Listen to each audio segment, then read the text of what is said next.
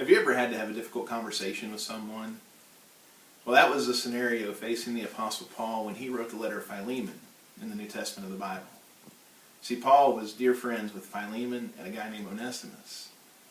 Onesimus had wronged Philemon, and Paul knew that Philemon needed to forgive and welcome Onesimus back home.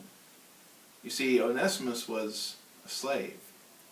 He robbed from Philemon and took off and fled and thought he would hide in the city of Rome. But it was in Rome where God, through a scenario of events, had his path cross the path of the Apostle Paul. And in meeting the Apostle Paul, Onesimus ultimately met Jesus Christ. And his life was changed.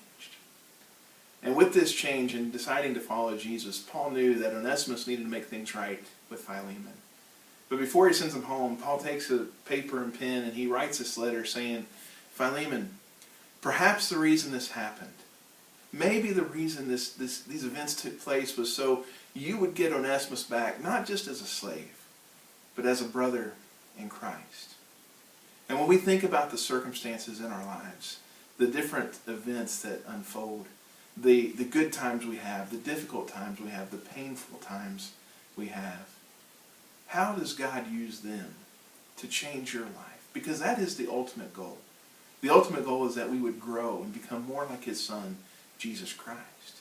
And so when you look at the circumstances in your life, don't just look at them as, oh, this was a good time, this was a difficult time, a painful time. Look at them and ask, how is God using this to change my life to be more like his Son, Jesus Christ?